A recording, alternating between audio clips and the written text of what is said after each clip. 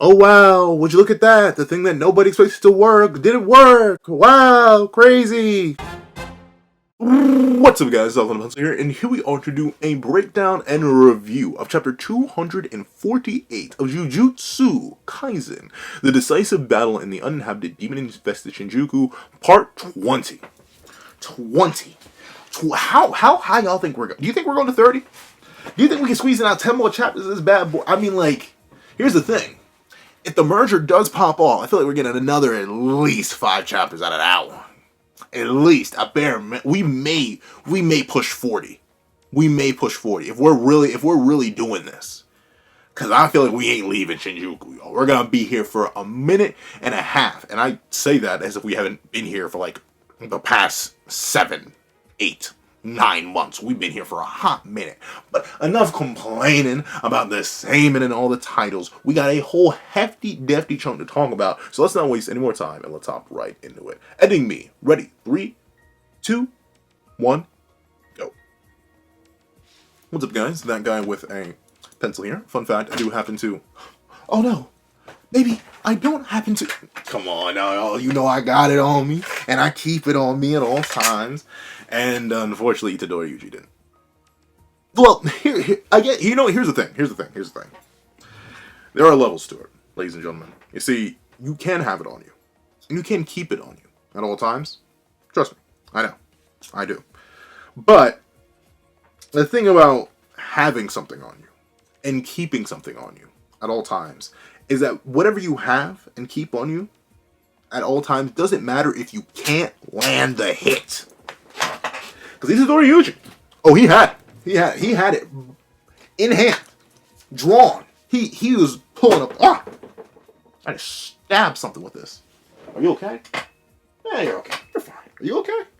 Yeah, you're okay. You're fine, right? Yeah, you're fine. But he had it backhanded. He was on his Ventus type beat. He was Ventus versus Vanitas, quite literally. This kind of, when you think about it, this is kind of a pure light versus a pure darkness. But then again, both are very steeped in darkness. But with that being the case, he had the Ventus backhand ready. He was about to avenge Higaruma. He swung, and bro whiffed. And like, there are questions. There are questions, and there's a little bit of confusion, at least for me.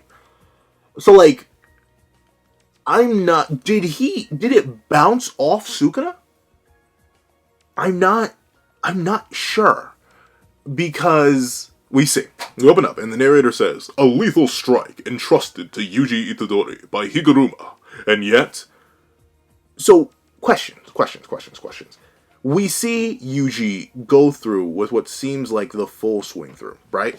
Like, for reference, Yuji caught the blade, caught it, and then he, in the end of 247, swung back. Like, he was desperate. He was swinging full body, putting that whole torque and body motion into the backstab, right? And then, like, the reason I'm a little bit confuzzled on the paneling and, like, the imagery of such is because there's, like, this, it seems like there's this impact point, right? Like, it seems like there's this clash here, and you see the blade is still glowing. But Hikaruma's body is still facing in front of Sukuna. So what I thought happened on my initial reading of the spoilers and even in the live reaction, which you can check it over on Patreon for as low as $1 a month, or you can become a member for as low as $3 a month to check out the 25-minute live reaction. It was actually pretty beefy.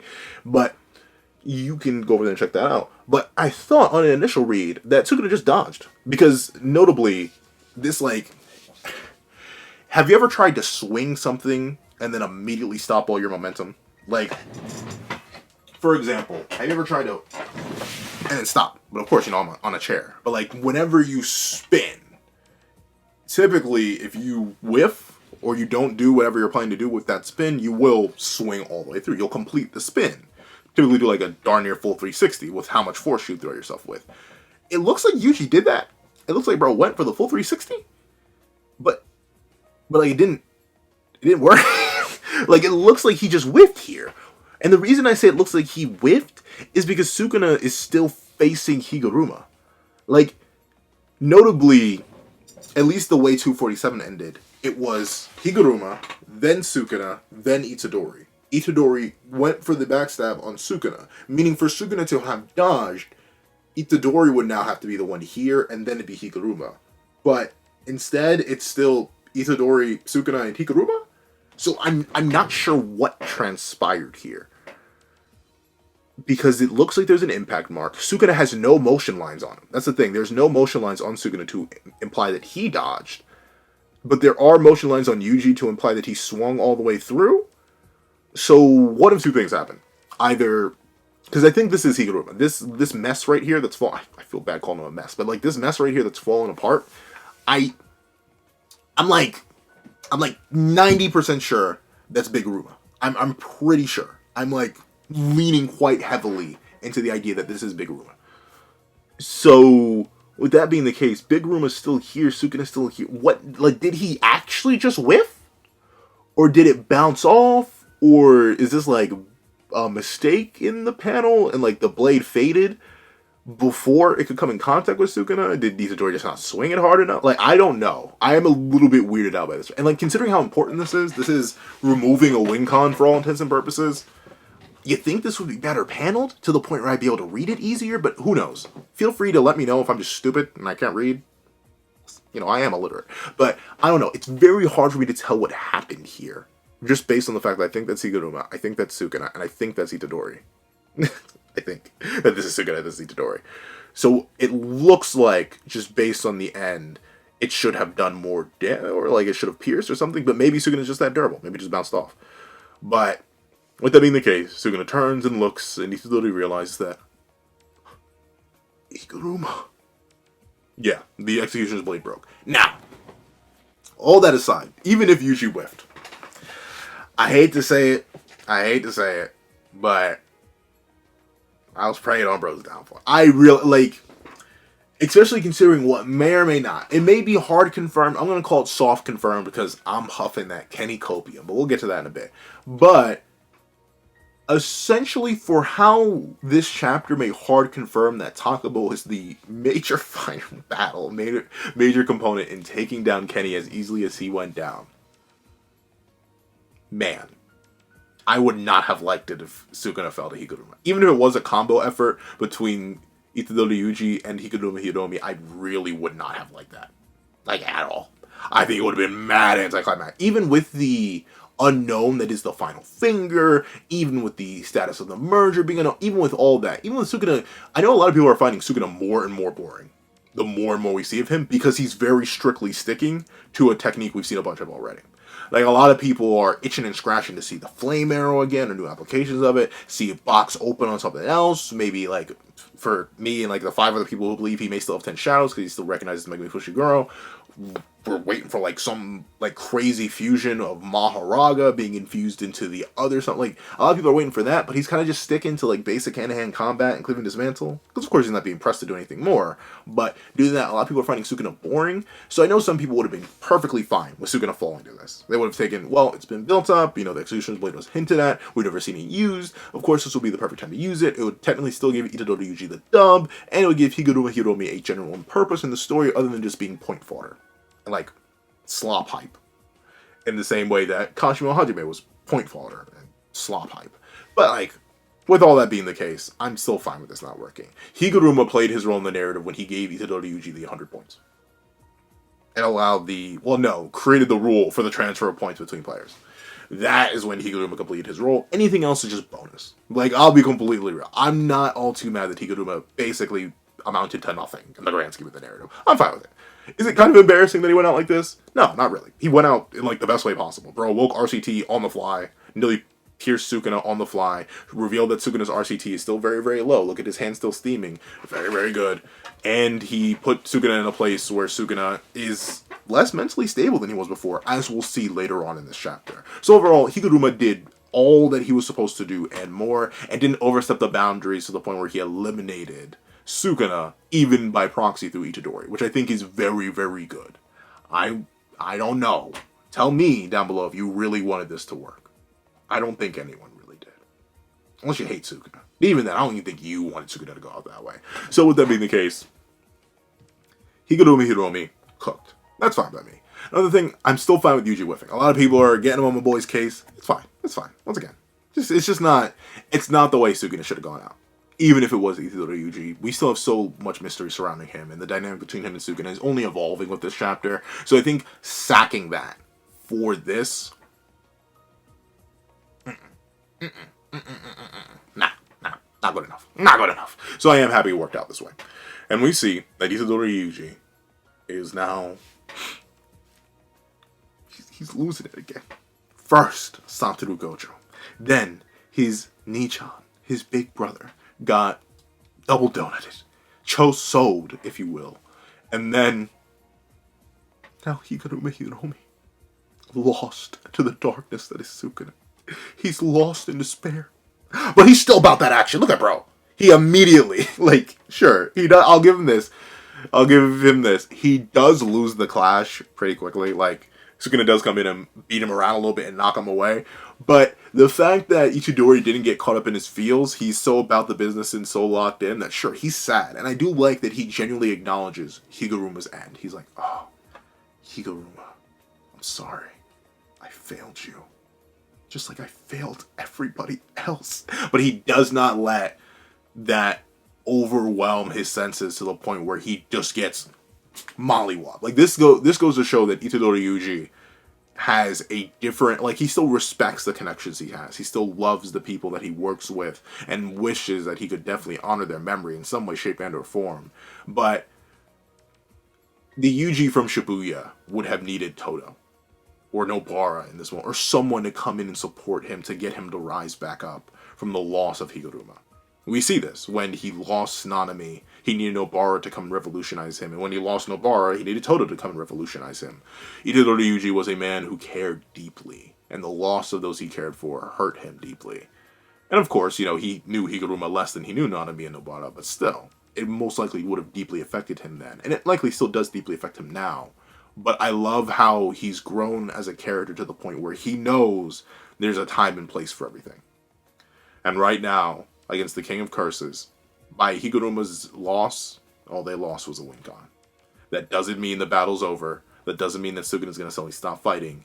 It means that he needs to be on guard, ready and willing to block. And he was ready and willing to block and was completely on guard. That's my boy. That's my boy. That's my boy. That's my son right there. You respect my son. Look at him. Look at him. And to be fair, he does lose the interaction. But still, Sukuna's a massive beast who has 4 hands. Of course he's going to lose the interaction. Like, I can't even blame him. And we do get to see that Sukuna, just pure disrespect. Like, I don't know. Something about being kicked away has always felt extra disrespectful to me. Like, in all form, and like in real life and in fiction. Just being kicked away, I guess because, like, it's like using the feet versus using the hands to do something. But it always feels extra disrespectful. So the fact that Yuji blocks the initial barrage, he reinforces his arm and blocks the upper left arm with his, I think it's elbow, and then the lower left arm with his calf, but Sukuna just punts him away is still crazy to me. The disrespect is the next level. And one thing I will admit, Sukuna looked like he was going for it, dog. Like, I'm not sure. Obviously, I'm still in the camp that Sukuna is, he ain't going all out. That man, he may be doing many things, but he is not going all out. Bro is not like that for real, for real. He's not just launching out 100% dismantles or anything. But the fact that he went to just, like, this would have been lethal. This genuinely, like, if it had made contact in the way that dismantles typically make contact if they were at full power, Yuji Itadori would have been no more. That man would have been cooked. You can see he was specific, like, notably, I'm not sure exactly where the brain ends, but, like, our brains are huge. He at best would have ended up like his mommy.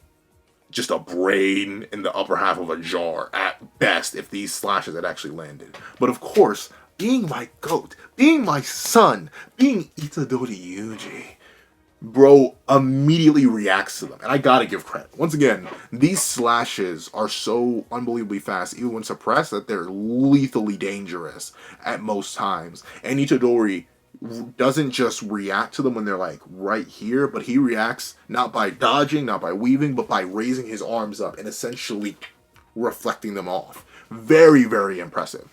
One thing I will admit though, you're gonna hear me talk about it a little bit here, a little bit there. something about the art in this chapter. Like, I've definitely been, we're gonna go into it. I've definitely been critical of Gege in the, I'd say like ever since the Culling Games part of the Culling Games ended, like the colonies. Like, I'm trying to think of bad panels during like Maki versus Naoya, or Maki and crew versus Naoya, or like Hikari versus Kashima, or Hikari versus Charles, or Yuta versus Sendai, or Megami versus Reggie. Like, I'm trying to think of bad panels from there, bad panels from Shibuya. I can't really think of many off the top of my dome piece, and I reread those things all the time. Though admittedly, I haven't read Megami's fight in a minute. But I don't know. I think of a lot of the Gojo versus Sukuna fight, and like there's some wacky stuff in there, and there's some wacky stuff here. And like here's the thing. Allow me to contextualize this. I am in fact that guy with a pencil. I am nowhere, and I mean nowhere, near the level of Gege Akutami. No, not yet. Nothing. Your boy is not there. Not there at all. You not even in the same stratosphere as Gege. Gege is a monster, a beast, and a demon. And whenever I critique out of a passion and an acknowledgement that I am not that guy. I'm not that guy. So allow me to say all that. So when I say this just looks weird, I'm not sure what. Well, there are a couple of reasons why it looks weird. One, Sukuna has a very bad case of like long empty back syndrome. Even with the extra details that come from what I assume are like his back ribs showing through here, I feel like maybe these marks should be a bit more extended. It makes the torso look a little bit too long, even for Sukuna's forearm physique. There's another shot of his torso where I'm going to compliment Gege's art style, so don't worry. Also, the arms. They look a little bit, they simultaneously look too long and too lanky in comparison to the beefcakes that they're meant to be. From the forearm on here to the forearm here, and especially to the shoulder and bicep here. This one, the shoulder looks fine here, but the bicep in of itself, they feel a little bit too skinny. But once again, I can kind of understand the squash and stretch here to portray the motion of the arm presumably throwing out the slashes in the first place. I assume, based on the motions here, right, you see the line go down this way and a line go across. Presumably, the downward left line, the line that goes this way, is the product of this hand, sending out a dismantle. And then the line going across is likely this hand, swinging that way, and the lower hand swinging that way. I can see the vision of why it looks like this. The angles make sense based on the trajectory that these slashes have, especially if you look at them in the case of this panel versus this one, where maybe you can argue the angles are a bit off. Here, you can see that this line corresponds directly to this line right here, and this line, the cross angle, corresponds directly to this arm right here. I think I just flipped those. But still, with that being the case, I see the vision.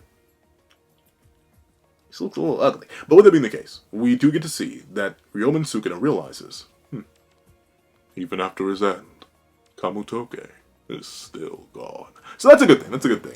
Kamutoke, little lightning striker. I caught a lot of flack for calling it useless, just necessarily like a plot device thing, but like, it is very, very, ooh, that was dangerous. It is very, very strong in of itself because it's a cursed tool, meaning it should be entirely independent of Sukuna's cursed energy. So the fact that Higuruma took that out with him is a very big dub. A very, very big dub. Of course, I know a lot of people wish he had taken like Cleave or Dismantle, but honestly, I'd say right now, Kamutoke is much more dangerous than Cleave or Dismantle, because Sukuna's output is still very clearly lowered. Look at his hand. This is the same man who, before Satoru Gojo could teleport to him after the 200% Hollow Purple, this is the same man who had fully regrown an arm, and was like in the midst of regrowing the other one, and by the time Satoru Gojo finished the "You're the Challenger" statement, the hands were already fully back. Like, this is a man with insane levels of RCT, only inferior to Hakari Kinji, who literally has infinite amounts of cursed energy, and his body performs RCT reflexively, meaning it's the only one that's faster than Sukuna and Gojo's. And to be fair, I do think Sukuna has less RCT than Gojo, just because of how much Gojo did in Malevolent Shrine. But, with that being the case, the fact that his hand is still steaming, for one, and is still covered in all these marks, it goes to show that bro is getting weaker, if he isn't just weaker. Meaning that if he had lost Cleave and Dismantle and he still had Kamutoke at his disposal, then he wouldn't have to worry about any lowered output. He'd just boom, and then lightning strikes would come down. And sure, we do, well, depending on how you interpret the Akari feat, but definitely, like, Maki should be able to react to lightning, considering she reacted to Nue's lightning. But most characters just get fried alive by Kamutoke. So that being taken away with Higaruma's end, beautiful. I do think that is a nice little itty-bitty soft, no, it's a pretty hard nerf. I'd say it's a pretty hard nerf. Once again, just because of Kamutoke being a cursed tool with no direct tie to Sukuna's pool of cursed energy, and the fact that his current output and seemingly enough his abilities are heavily nerfed by the extensive battles he's had up to this point. I think Higaruma came in, whipped it up in the kitchen, and was cooking a whole lot. Bro may have indirectly or directly saved Jujutsu by taking away that cursed tool. And we see that as Higaruma, as Sukuna reflects on the effects of Higaruma's ability, he even realizes, even more surprising is that Lord Braxosaurus? What am I saying? even more surprising is that brat's stomach. It's completely healed. And what I do like is that Sukuna is smiling. It's most likely a very subconscious act, right? But like he's straight up like, whoa, wait a minute. Like even though he's Itadori's #1 hate, the only person who hates something more than Sukuna hates Itadori is me, with how much I despise Panda. It's not even a thing. The waste of existence. That's the only thing. The only concentration of hatred that's higher than Sukuna's towards Itadori is me towards that thing. But, with that being the case, I do like how Sukuna's smiling.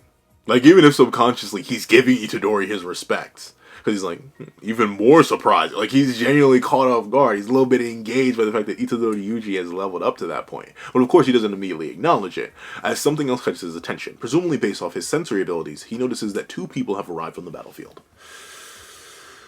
YUUJI and Kirara. And they are taking away Higuruma's body.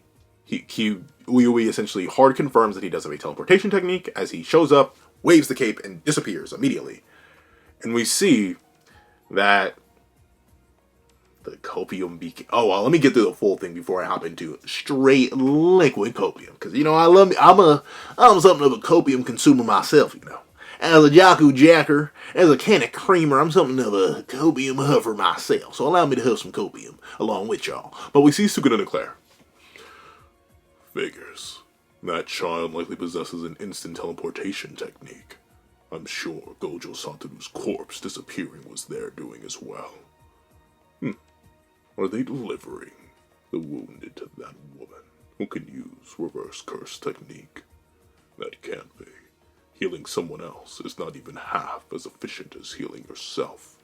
Her reverse curse technique has always been fundamentally different from mine or Gojo Satoru's. But even then, she doesn't have that kind of power. So, if you've been on the internet ever since just the leaks came out for 248, you've heard a little something I like to call copium. And they ain't just a light little strain of copium. See, I've seen many types of copium in my day.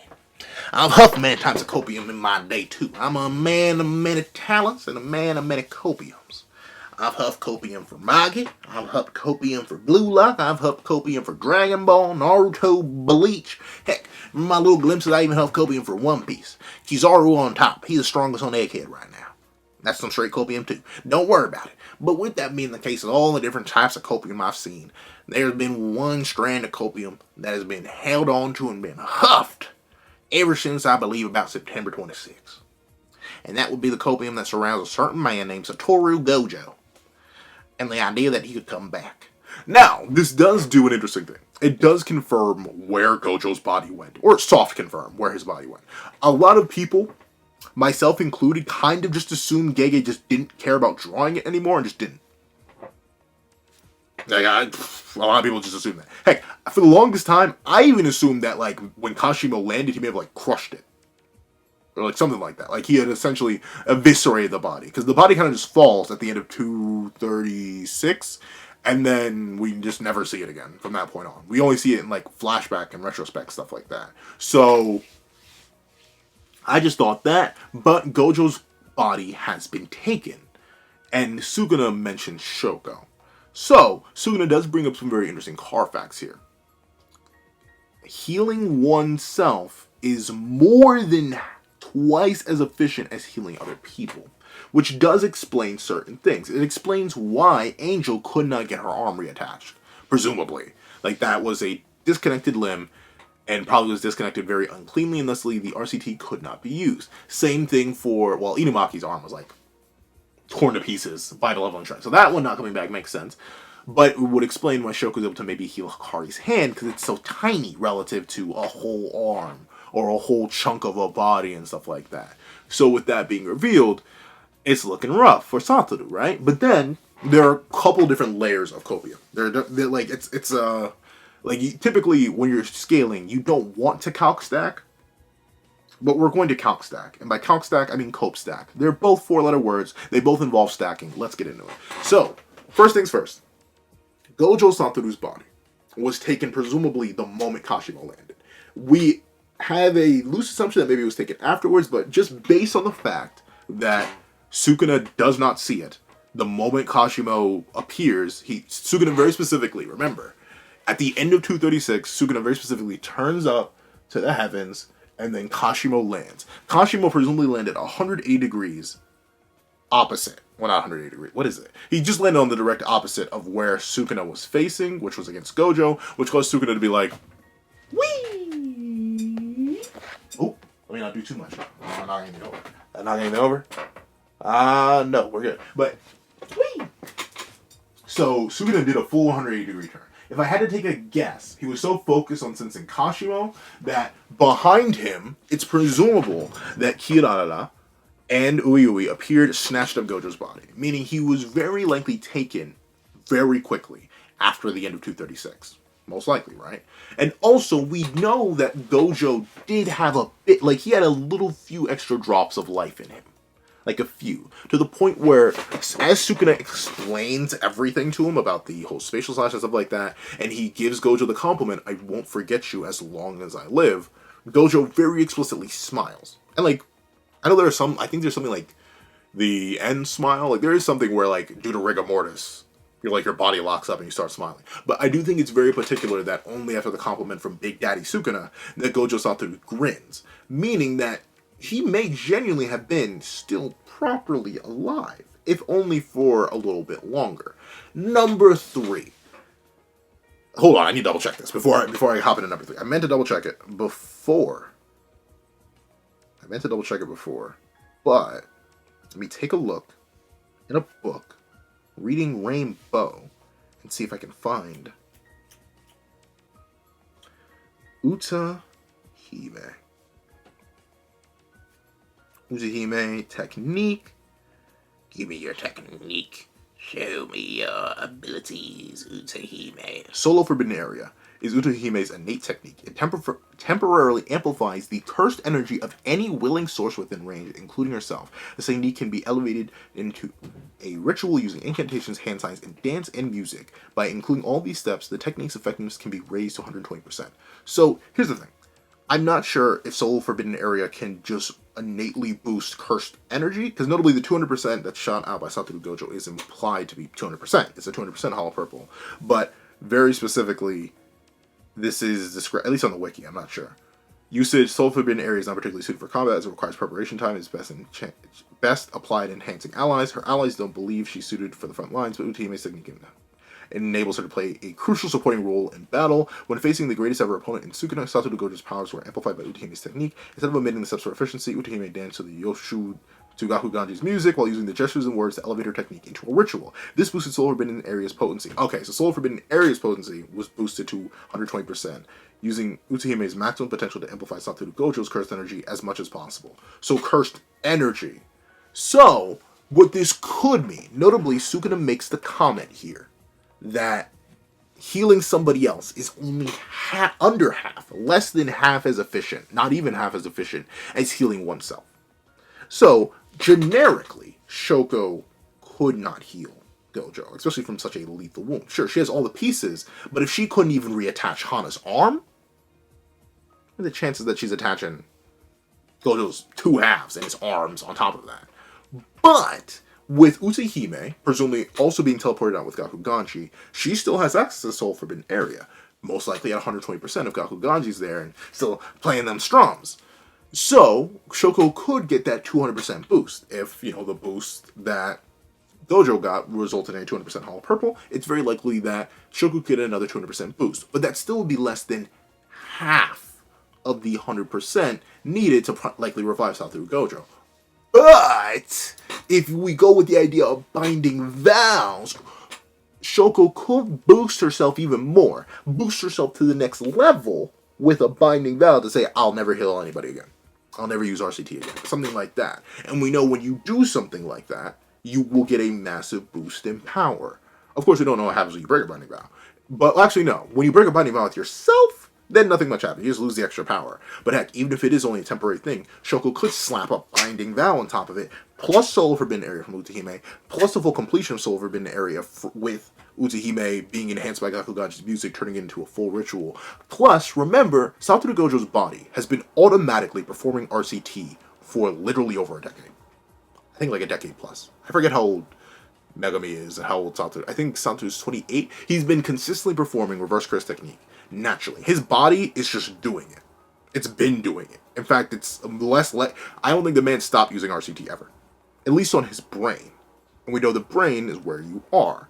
So, if he's slid back together, if they play Jenga with bro, not Jenga, if they play puzzle pieces with bro, link them all back together, maybe give them a couple stitches out of the infinities down, they can rework them together, kind of fuse them back as a Frankenstein-esque monster, Shoko, with all the amped RCT in the universe, begins to pump and pump and pump and pump all of her RCT into Gojo, just restarting his brain just enough while his body's reconnected, his gut, the source of cursed energy, and his head, the guider of RCT, they're merged together, and he automatically, like a boot up system, restarts the RCT process and does the rest of the healing himself, because remember, it's, in terms of top RCT users, it's Akari Kenji and Jackpot, it's Gojo Satoru, and then it's Ryomen Sukuna, at least from what we know.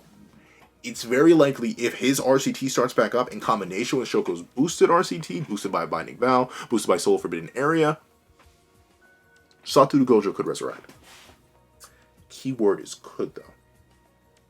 And if he could, I think he would have by now. Because I don't think they took Gojo's body this late, or that late into the game. And don't get me wrong, Kanshimo versus Sukuna is a very, very, very speedy fight.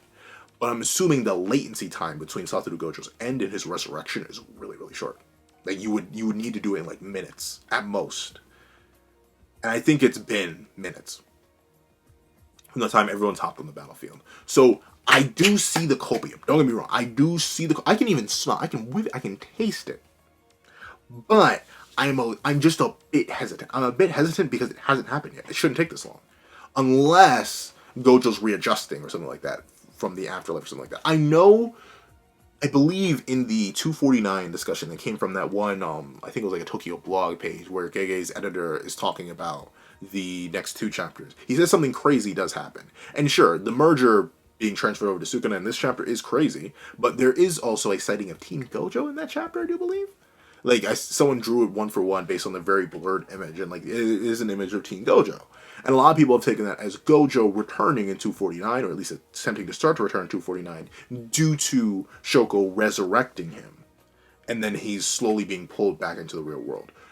Do I mind if that happens? No, I'm indifferent. But at the same time, I kind of just want him to stay and be happy. But at the same time, maybe not. I don't know. I'll make a whole in-depth video covering the copium again, properly. And I'll talk about my thoughts on it. There's a way I'd want Gojo's abilities to come back, but not him.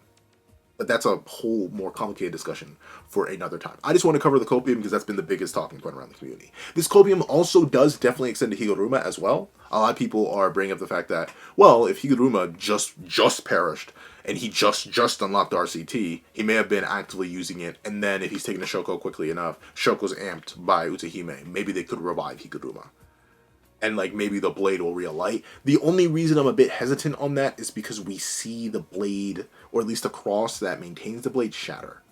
And, like, presumably Itadori Yuji drops it. I mean, his fists are gripped, but... And they still look gripped here. And they're still gripped here. So maybe not. And they're still gripped here. So maybe he is still holding on to the blade. So maybe the blade will relight, and something can happen with that. I'd be more down with Higaruma considering the recency of it and the lack of contradiction in the timeline with Satoru Gojo's resurrection. But I wouldn't mind if either came back, though I do kind of want the students to cook.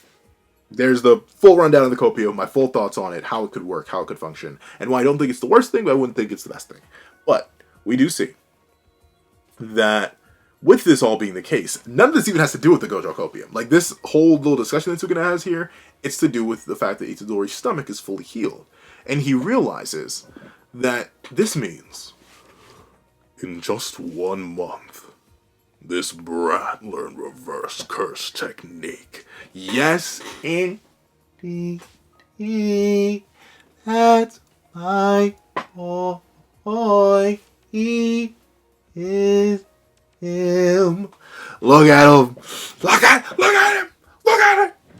Bald. Well, he's not bald. But look at my son, bro. He learned RCT. I'm so proud. I'm so proud. Honestly. If we're really talking Carfax right now, honestly, this low-key does make him more of a prodigy than Higaruma. And let's be real. Higaruma had a whole month. He had a whole month to learn, just like everybody else did, but only Itadori Yuji learned over the month. Only Itadori Yuji did. He's the only one who did. Well, I'm just saying. Mr. Potential Man over here, he didn't learn. Heck, legally speaking, considering he didn't have, if he truly learned it over the month time skip, which I believe he did, he's even more of a prodigy than Satoru Gojo, at least in terms of understanding basic Jujutsu fundamentals. Because realize, Satoru Gojo didn't learn about RCT till he was on the brink of death. Higaruma didn't learn about RCT till he was on the brink of death. And sure, Itadori likely had the motivation and realized that eventually he would be on the brink of death. But the fact that he learned it over the month without extreme pressure being placed on him and likely not being pushed to the brink of death, that's some prodigious talent right there.Maybe even surpassing the shining lights that are Satoru Gojo and Higaruma Hiromi. I know people are not going to like that. But still, I think so. I think this is a crazier feat, just based on learning RCT. Shoko seemed to have it innately. Hikari has it accidentally. The only greater prodigy we can maybe argue is Yuta. Because, like, we don't even know how bro learned RCT. Or when. He showed up in, like, chapter 4 with the ability to use RCT. Or, like, chapter 3 of 0. So he's just different. Yuta, and we'll find out. Yuta is, in fact, just different. But with that being the case, I'm so proud he has RCT. I'm interested to see how this feeds into any of his techniques. If he has any. I believe he has blood manipulation. I also believe he may have something soul-related, but I'm interested to see how RCT fuels that. Considering the main, like, curse technique reversals we really just have are red. And Kenjaku's domain expansion. Even then, that may not be one, considering it's not described as a... Oh, well, and the anti-gravity engine itself being used for gravity. That's another curse technique reversal. And presumably the domain expansion that Kenjaku has, just based on the fact that it goes with gravity and not anti-gravity. But then again, that may just be the nature of the domain, since it's never specified as a curse technique reversal. So, like, weighing the odds, you know what I'm saying? But let's see. We do get to see that Sukuna... Now, this is an interesting comment. I'm not sure who he's referring to here. Because Sukuna says this. Looks like his ability to use cursed energy to strengthen his body isn't the only thing that's improved. I suppose this means that cursed brat will be my main dish. Perhaps I can have a little fun with him. But what is this irritating feeling? So, I'm a little... In the rough translations, and who knows, once officials come out, this may change again. But in the rough translations, I and everybody else thought he was referring to Yuta when he said that cursed brat.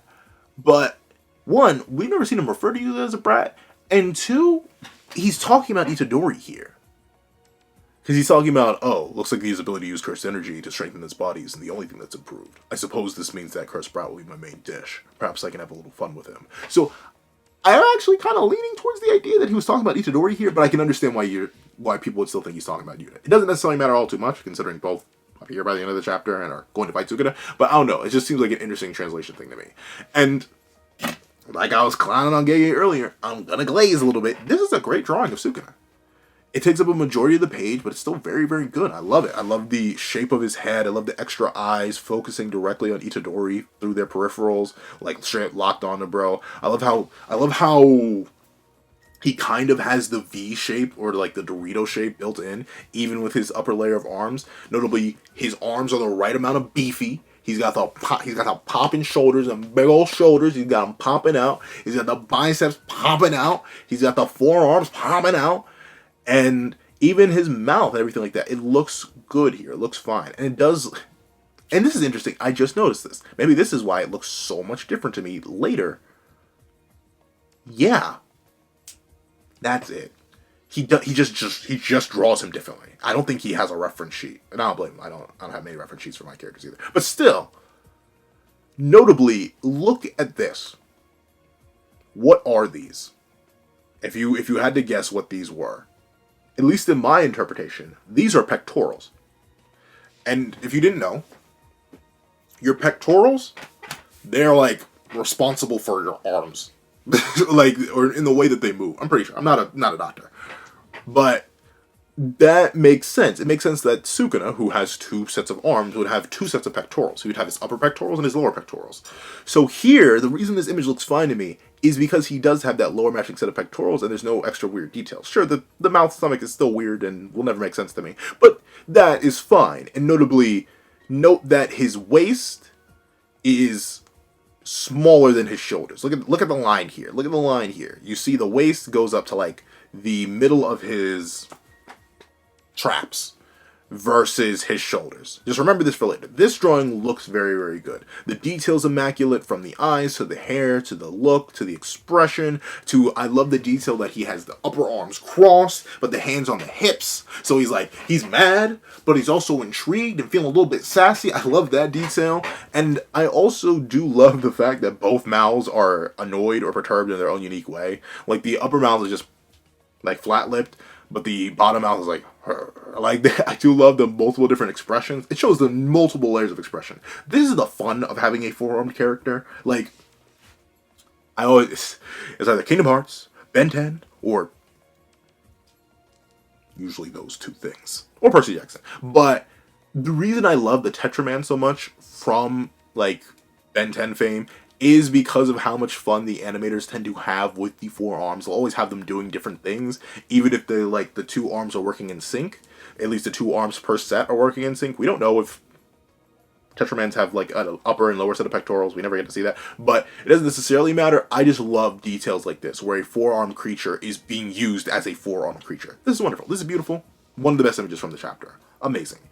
And I do love this detail that in the midst of him genuinely acknowledging Yuji Itadori, right? In the same way that he acknowledged Higaruma Hiromi in the sense of, whoa, okay, this kid's different. His cursed energy reinforcement, his strengthening has gotten better. It's not the only thing that's gotten better. He's activated RCT in the course of the month. That's very, very impressive.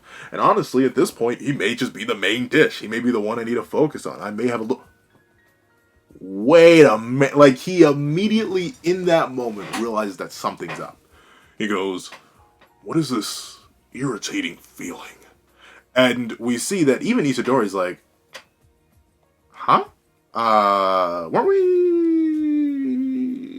like ming ming ming ming ming ming left right good night? Like, wasn't this our whole stick or whole ordeal? What's going on here? He even asked straight up, what is Sukuna doing? And I will admit, it's a teeny tiny bit contrived that Itadori doesn't punch at him or like try to continue the fight. Like, he just he just pulls up. And like, don't get me wrong, stay ready so you don't have to get ready, but like, attack him.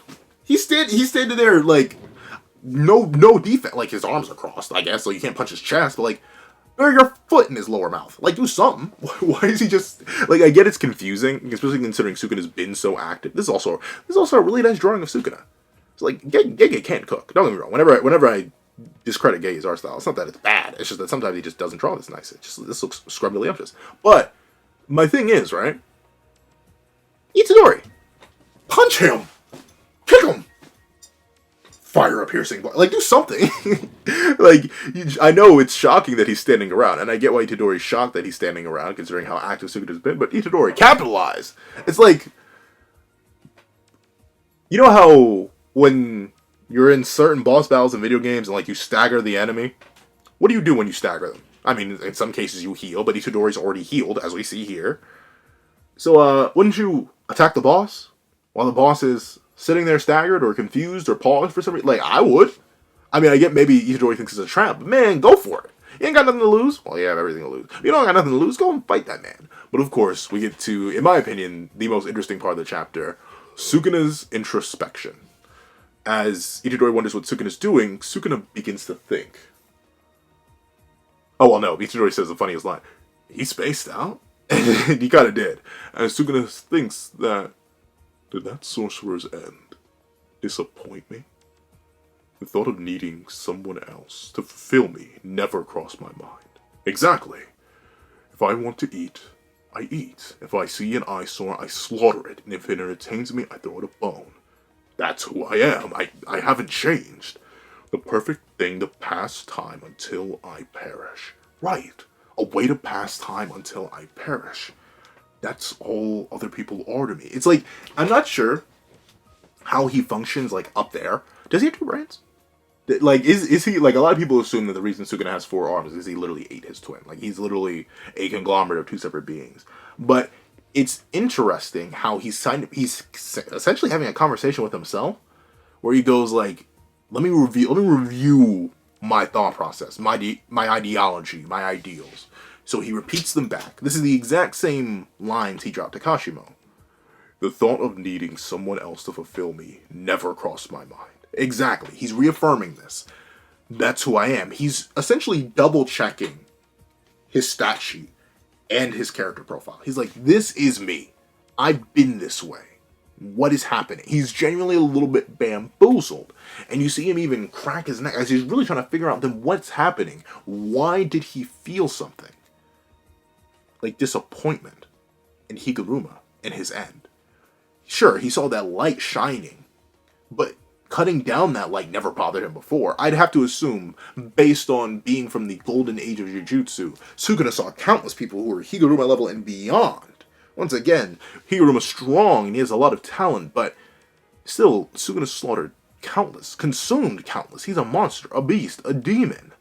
So why is the impact of one of these measly ants' lives? As Sukuna, remember, if you go all the way back to, I believe, 214, Sukuna even talks about, you weak people, you lesser beings, should be thankful to even exist. Higaruma, for all intents and purposes, to Sukuna, was a lesser being, but instead of Sukuna worrying, or not worrying about the ants, as elephants do not do, he's now an elephant that walks warily about the ants after crushing one. He's actually shocked and confused and bamboozled on the thought. Like, wait, what's happening? And I love this. I love that since he's so powerful, right? And since he's so dominant and he really has nothing to fear, he's able to do this. Like, how many villains are going to have a live chat with themselves in their head, talking about their ideology and the thoughts that they're having when they're being spontaneously changed? Typically, they'll happen, like, on their deathbed. Like, when they're perishing, they'll start to think of, oh, all the mistakes I made, all the wrongs I did, oh no. Like, typically they'll start doing it then. But it's very, very rare, if ever that I can remember, a character sits down and genuinely has a full proper identity crisis in the midst of a battle because of their overwhelming power. That affords them such a luxury. Affords them the ability to be so reckless, to just stand there when surrounded by numerous sorcerers who want his head. I like it. And we see, I go from glazing to not praising. I don't know, something about this Yuji Kuna doesn't look right. I think the face is too round. I think, yeah, I think that's it. I think the face is a little bit too round and the chin's a little bit too wide. Something about this Yuji Kuna doesn't look right. Like, yeah, I don't know. Something that it just doesn't look right. I think it is the facial shape. Like, especially when I'm thinking back to this moment, the "Stand proud, you're strong" panel. It is ingrained in my head. I know exactly how Yuji Kuna is supposed to look based off of that. So this Yuji Kuna right here, he's a little bit, just a little. He's not a little bit. He is very much off. Something about him. Hold on, let me look up Yuji Kuna. There's something about this man. Something about this man who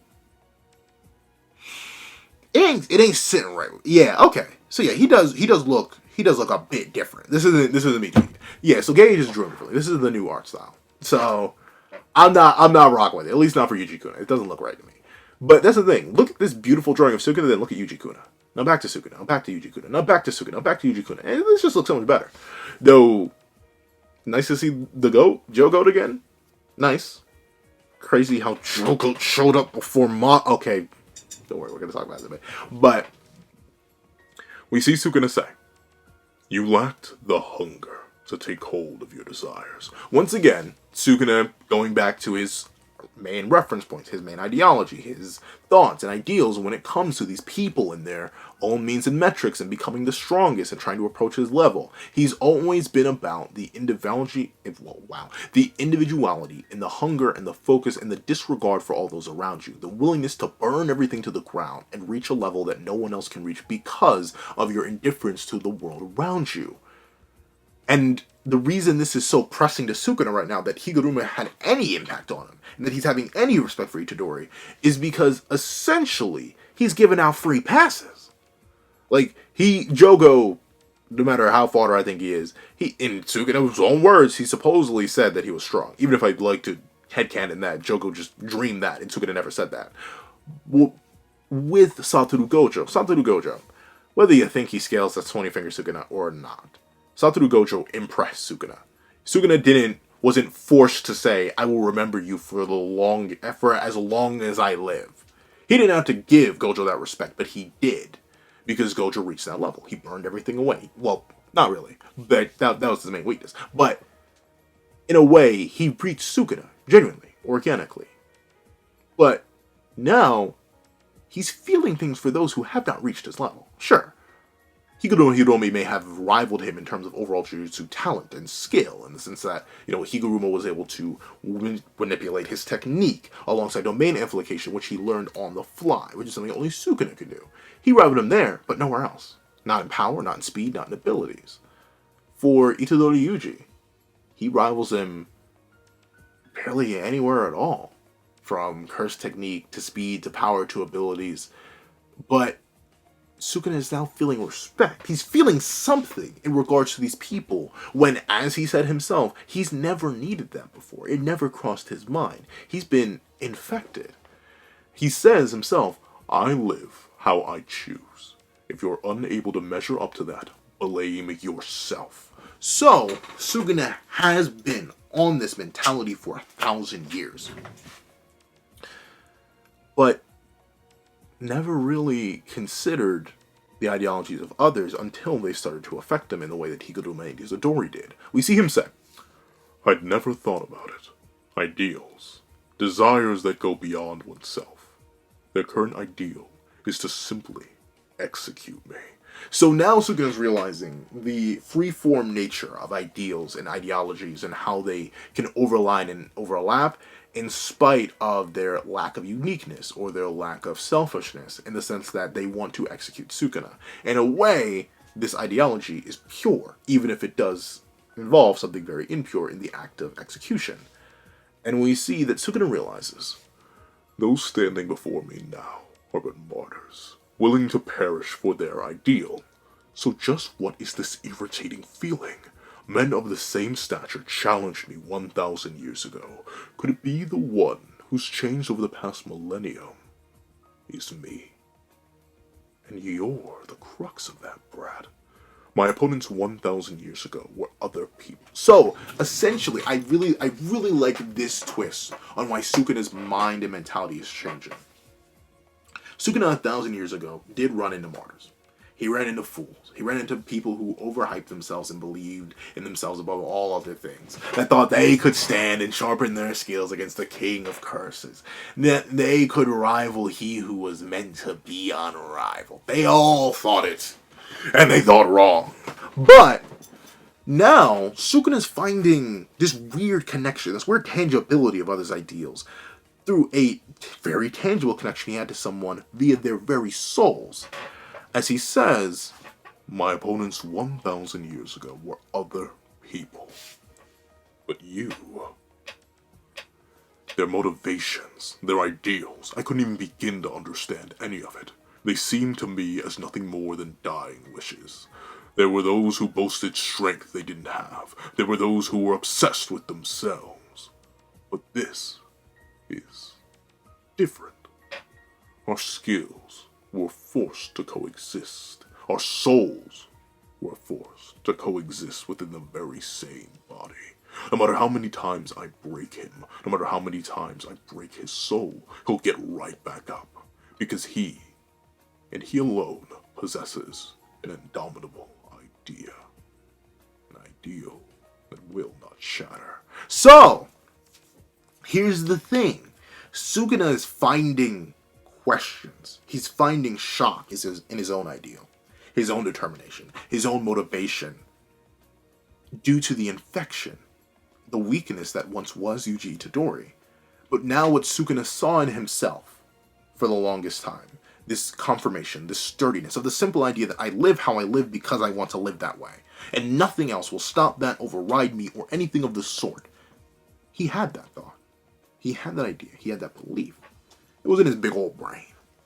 But now that it isn't, now that he's forced to face this reality, after connecting with somebody who understood the connection of others, unlike Sukuna once did, his heart has been opened. It's been connected.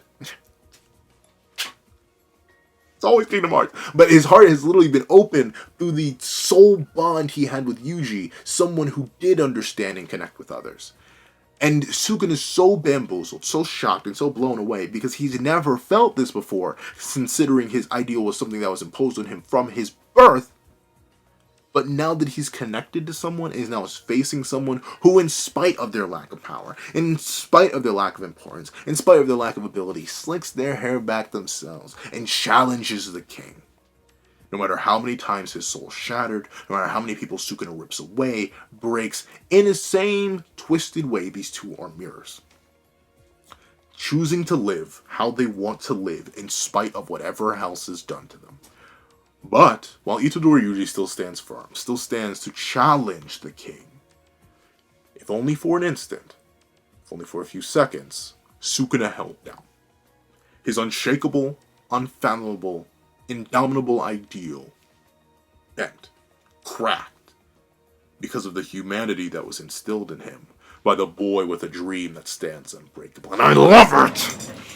I'm loving it. But like literally, I love this angle towards Sukuna. I love the fact that the connection he had with Itadori, even if it was one where neither liked the other, it was a connection that has impacted the both of them. The humanity of Itadori has directly linked in and infested Sukuna, and the inhumanity, the insane levels of determination and self-idealization has infected and solidified Itadori Yuji. While one has softened, the other has hardened into monsters. Or into men. And I think that's great. I love it. I love it. I love it. I hope we get to explore more of this. I'm now, like, hey, I'll even admit, I mentioned earlier how some people are getting bored of Sukuna. I low-key still don't find him as interesting as the other main villain that may or may not be confirmed to be got by this chapter. But, and I'm now I'm more willing to keep him around. If we can get more of this introspection, if we can see more of this reflection, keep him cooking. Keep him cooking. I like it. But we see that Itadori Yuji, and I'm going to say Itadori Sukuna, but Itadori Yuji and Ryomen Sukuna lock eyes. And Sukuna thinks, the idea that a weakling far, far below me can rival me with nothing but the strength of his will and maintained ideas, that is something deeply unpleasant. My capabilities were simply too great, I wasn't bound by ideals. In fact, I loathed them. That's the sort of human I was. So, the thing that's getting under Sukuna's skin isn't even the fact that Itadori has this ideal. It isn't the fact that it's unbreakable. In fact, in a sick and twisted way, he somewhat respects that. Respects the fact that Itadori Yuji, who's given him humanity, has obtained that inhumanity, that ability to stand proud and stand tall, stand strong, even in spite of whatever comes his way. It's the fact that Itadori Yuji is able to do that while being so much weaker. Once again, going back to the analogy of the ants and the elephants, there's no reason that an ant should ever be able to stand up to an elephant. Ever. Ever.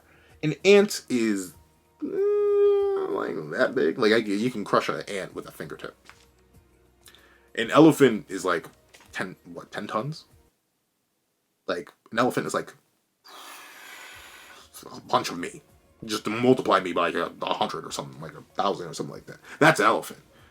And Sukuna is the elephant, so shocked that the ant dare stand against him because of how weak the ant is. And I love it. I love how Sukuna, the mighty elephant, is being challenged by such a determined ant.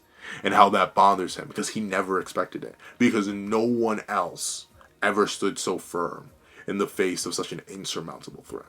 Itadori Yuji may not be the most powerful, may not be the strongest, the fastest, the most dangerous, but if there's one thing he has, it's determination.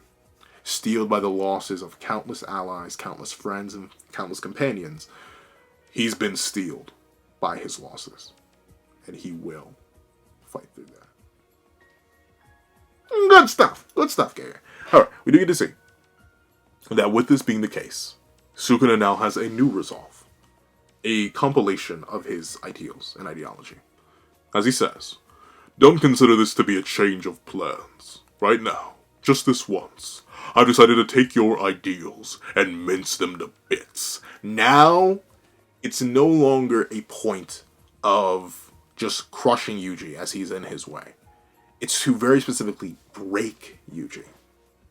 To take that stone and iron will, born of the fusion between a king and a peasant, and see just how strong it is. And tear it down. And I respect that. And this panel's ugly. I know, sorry. I went for a whole, like, complete deep character introspection and why I loved it and all that. This panel's ugly. And let me tell you why. Thank you to the patrons and members, because I did this in the live reaction. I did a little breakdown, so I can cut this quick. Notice how here the waist is parallel, like, let's just follow the cursor, parallel to about this black line here. Sukuna has that nice Dorito shape. Bro's back, he's got the juiciest slat spread ever while literally crossing his arms. But this Sukuna, who's fully extended, look at the waist, look at the shoulder. He's too compact, he needs more Dorito. Like, he needs more of that triangular shape. Look at the difference. Look at the difference. Follow the cursor. This is where his waist is. Boom. Boom. Look at that. Look at that. Look at that. Look at that. Look at that. If we were going by the original drawing, the beautiful drawing.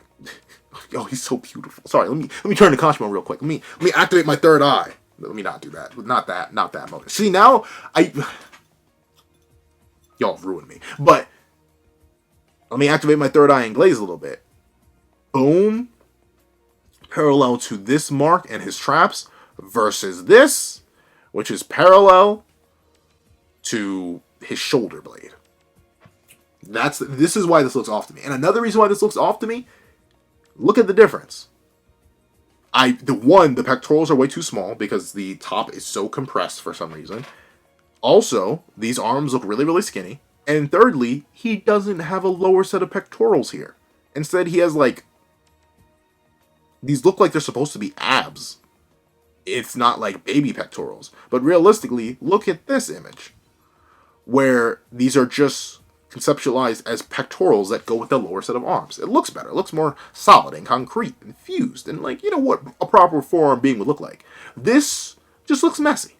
That's why I don't like it. The face looks fine though. The face actually does look fine. I think if you just chop the head off. Maki, please come chop the head off. But like, if you just chop the head off, then I think this is fine. The head is fine. But the rest, I'm not really rocking with.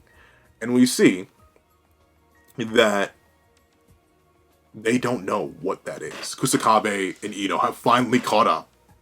You know who hasn't caught up? Choso. You know who doesn't appear in this entire chapter? Choso. I wonder where Choso is. No, I know the easiest argument. I'll even give you the argument if you didn't think of it. The easiest argument for Choso is that he got taken back to Shogo to heal. To help speed up his healing process. Like, he may have, he may have gotten up, booked it all the way over to Sukuna, fired the piercing blood, and then gotten teleported away by the YUUJI or something like that. Like, there you go. There's that. Whatever. I mean, I just don't see Choso, bro. I don't think he's cooked, though. Don't take me saying, oh, we don't see Choso as Choso's cooked. I just think Choso's and slowly healing himself back together. But, with it being the case, we see that the Kogane pops up. Hold on, let me sip a little bit of water so I can hit the smoothest Kogane voice this side of Mississippi. A player has added a new rule to the culling game. Rule 15. Authority to begin the great merger between Tengen and humanity has been transferred to Fushiguro Megami.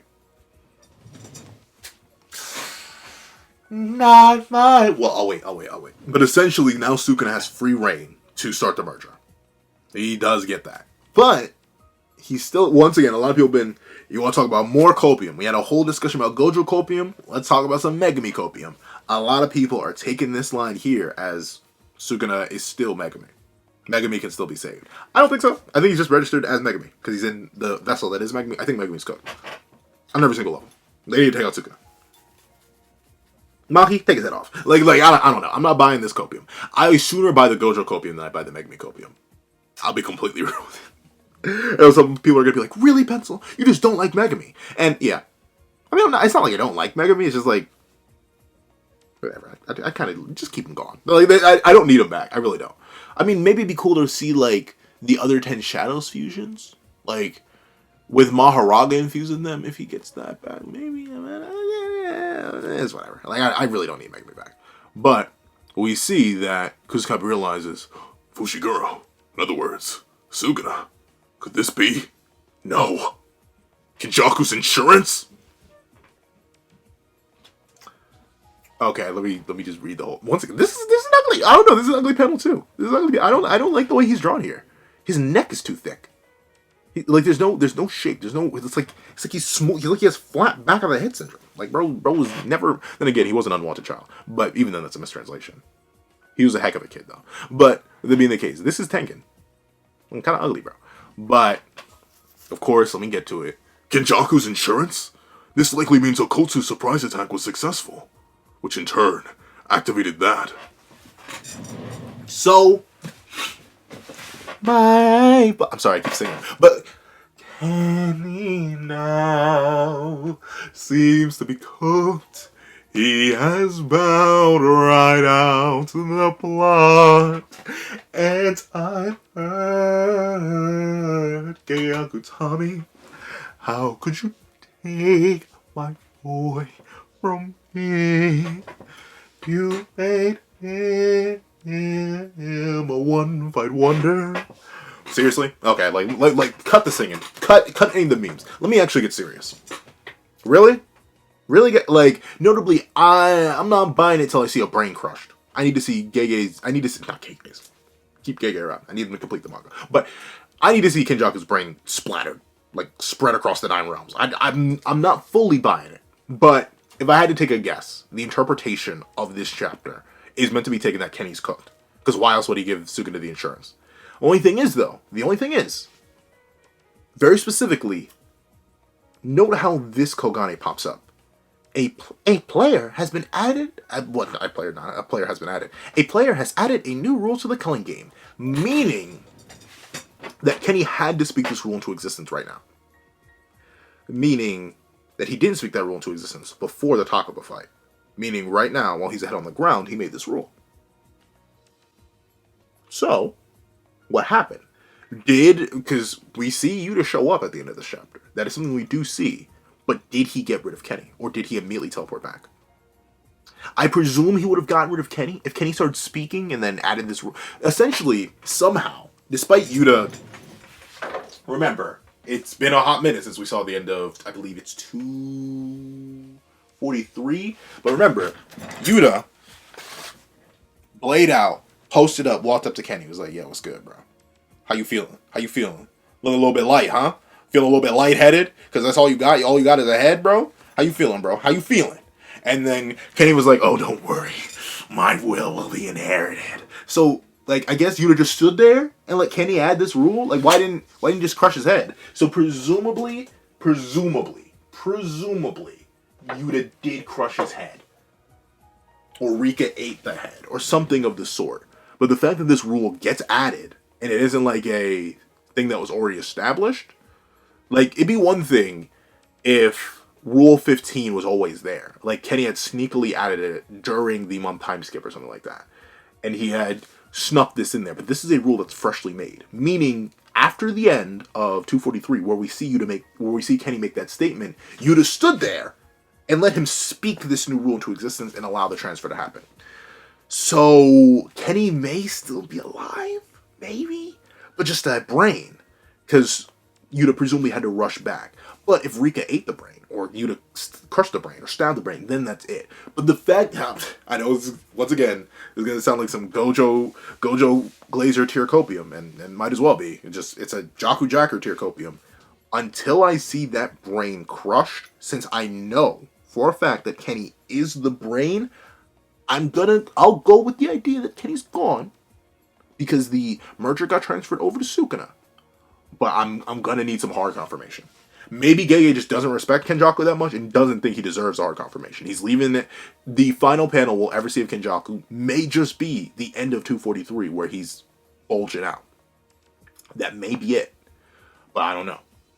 Once again, you can definitely just chalk this up to me being a narrative fiend. But I think Kenny's a little bit too important to just off-screen like that. Because presumably this would be off-screening him, right? Because remember, Kenny's the brain, not actually the body. Sure, Kenjaku and Suguru Geto's body is no more. But Kenjaku himself is the brain.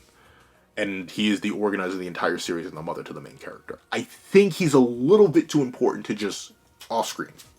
Like, oh, we're going to get like an offhand line from Yuta that, oh yeah, I crushed his head. Or, oh yeah, Rika ate his head or something like that. Something has to happen for me to get hard confirmed. This is like, I'm leaning 60% confirmed that Kenny's cooked. 60%. I'm giving it a hard 60. Because it just seems a little bit too vague and a little bit too easy. Especially with the adding of the rule as it was. This means Kenny would have had to speak this whole rule into existence before Yuta shut him up. Or stomped on his head. Or had Rika punch his head into the ground. I'm gonna need to see the Carfax. Mr. Okkotsu? Mr. Okkotsu, can I get the Carfax, please? Thank you. No Carfax? You don't have any Carfax in this chapter, Mr. Okkotsu? Okay, we'll check back with you and Mr. Okkotsu in 249. Please, Mr. Okkotsu, we're gonna need all the information you can get us. Thank you. So, call the Jaku Jacker in me, because it is. I'm gonna need that. I'm gonna need that for real. But with that being the case, we see that Kusakabe, ironically enough, ends up having hope, as he says, well, regardless, Sukuna doesn't strike me as the kind of slaughter all of humanity. I always thought we'd be better off with him than just Kenjaku, who wants to commit massive Jujutsu slaughter out of curiosity. Even if we lose against Sukuna, as long as we took down Kenjaku, in the worst case scenario, we'll end up as a country that houses a ferocious beast, until he perishes again. And then we see, I don't know, something about the Shiesty Sorcerer. He's drawn weird here. Like, is his eye, why does he look like this? His eye is closed and his one eye's closed, one eye's open. He's asked, Kusakabe-san, you okay? You look like you're freaking and geeking. And I do get Kusakabe's mentality here. Like, he is kind of right. But, like, what stops Sukuna from going overseas? Like, notably, the merger would absorb everybody in Japan. It's not all of humanity. You just leave. You just go. Like, I get what Kusakabe is talking about here, but still, bro. Like, it's not a full requirement. But we see that Kusakabe's hopes are but that. Hopes and dreams. As Sukuna declares, I'll start by slaughtering you all. After that, the remaining players in the culling game. Then, I'll complete the merger and have some fun with the new Tengen. So, Sukuna wants to fight the merger. But here's the thing, that's so weird. We can't have both. Unless he forcefully activates it or absorbs it or something like that. We can't have both. Because here's the thing, right? A lot of people are now taking this chapter as hard confirmation that Sukuna is final boss. But I want to believe the merger's final boss. But if the merger can only start with Sukuna now, and he can't start autonomously or by Kenny's will or something of the sort, then Sukuna would have to activate it as like a last-ditch resort. But then why would he activate it as a last-ditch resort when he can just activate it at any time? But then again, he says he wants to slaughter... He's only going to activate it after he slaughters everyone here, and then the remaining players in the culling game. Meaning he still needs to, like, complete more for Tengen to be properly fused. I don't know. Now, like, this chapter just threw a whole big wrench into things. Everything. But of course, regardless of that, you see Sukuna pulls up, and he activates Thieve. Feet Cleave, as he destroys the entire area.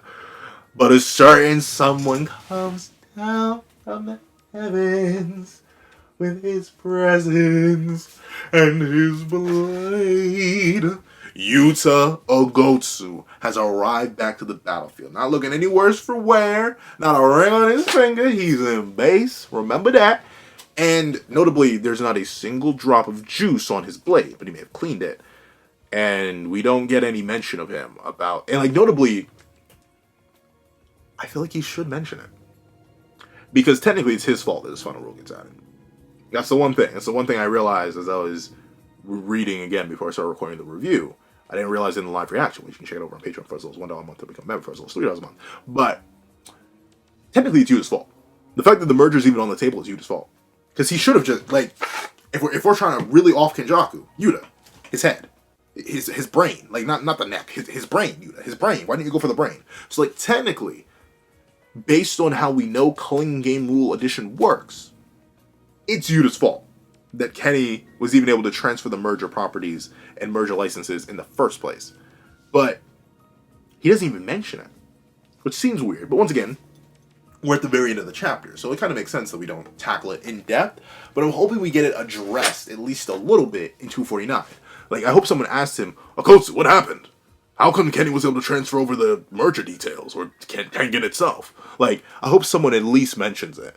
Because that is a very important thing. If you'd have gone for the brain and, like, actually removed Kenny's dome piece, this couldn't happen. At least from my interpretation of it. If I'm missing something here, feel free to correct me. If anyone's even here. I just looked at the time. I've been recording for an hour and 60 minutes. Jeez! But, interesting. Very, very interesting. And we see that Yuji Itadori goes, oh, Okkotsu-senpai!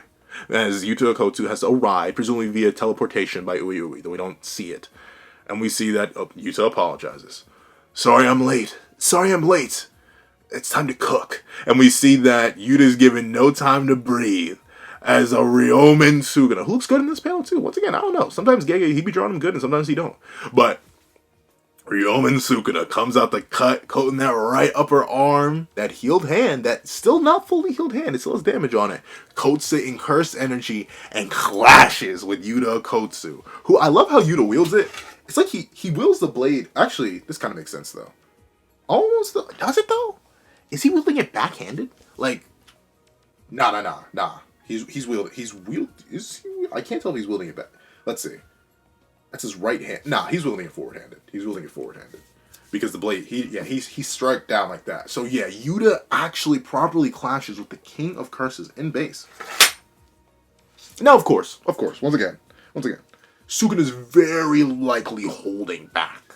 Especially if you think if Sukuna was referring to Yuta earlier when he mentioned Cursed Brat, and you think this is what that is, then of course Sukuna's holding back. That's supposedly his final main course and stuff like that. Like out of all the delicious treats, Yuta's the main one that's left. If you think he's referring to Yuta there and not Yuji, so of course he's gonna hold back and savor Yuta a little bit. But still, Yuta clashing with Sukuna equally at all in base. Now personally, I'm kind of in the camp that full power Yuta is just fully manifested Rika. I don't think it does anything for Yuta's base stats, but still, regardless. If you think it does, if you think it like gives him like a 5 times multiplier because no technique is 20% and then full technique is 100% of a sorcerer's potential, so he gets like a 5 times multiplier when he goes full power, then this is even crazier. Base Yuta, who maybe at a 5th of his full potential right now, is out here clashing with Sukuna. Bros him. And we see that Sukuna says, put up a good fight now. If you don't execute me, everyone you want to save will die. And we see with that threat, Look who, and this is honestly probably one of the coldest panels in the series. Like, out of all the Yuta Rika panels, this is probably one of the coldest in the series. Yuta doesn't even honor him with a response. He just posts up on the remains of the building as unmanifested Rika comes out the shadow realm and boom! Slams her palm down on him. Who the heck do you think you're talking to? Yo, I'm sorry. Like, I know I come off as a Yuta hater, but man, bro. So once again, kind of spoiling it. Sendai is my favorite colony because of Yuta and how he fights in that fight. So like trust me, I love Yuta. Sorry, I know I come off so mean to the boy, but now he's got the feats. He's got the in base. He victimizes Yuki in base. Come on now, don't worry. We're good now. Yuta fans. I apologize. Let me rejoin the ranks, but.